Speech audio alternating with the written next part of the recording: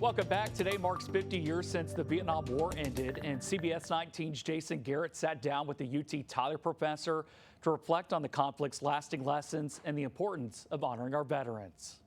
Saigon, April the 30th, 8 o'clock. The last American helicopter on the roof of the American embassy prepares to lift off. I think there's a need for this type of conversation because there's a missing element of it in our culture today. People are not aware of the history and what is meant to us, and what Vietnam is like, the outcome of that war meant to us as a people. I think it's a good question to ask about the history because it's one that we need, and I think it's one that the veterans who served there need. In a big picture sense, the history is important and something that we need to be thinking about generally. But another thing I would say about this is that we went into Vietnam starting in 1955, and when we get there, we don't really know the country.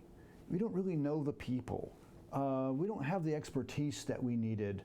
In State Department, Pentagon, high levels of government, they thought they were fighting communism in its visceral form, and the men that executed that war, the early days of Vietnam all the way through the end, were largely veterans of World War II, and their mentality of what they were doing and what they were thinking about was they were fighting an ideology, they were fighting an evil force.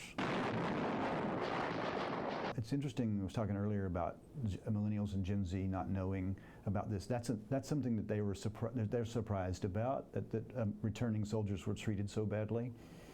I think there's a number of things that led to that treatment.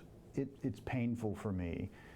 Because I hate the fact that these young men and women who returned from serving for their country were treated so badly. I mean, that was really difficult for them.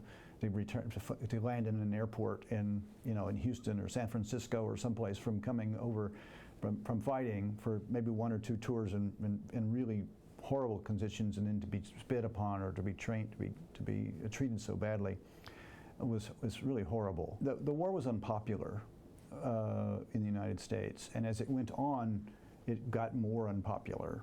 And so I think the American public, those who were angry about the war, took it out on the young men and women who were returning. You know, all us Vietnam veterans, we appreciate the idea that you say thank you, we're glad to have you. Because I think you probably remember that when we came home, we were not welcomed. So today, it makes a great deal of difference.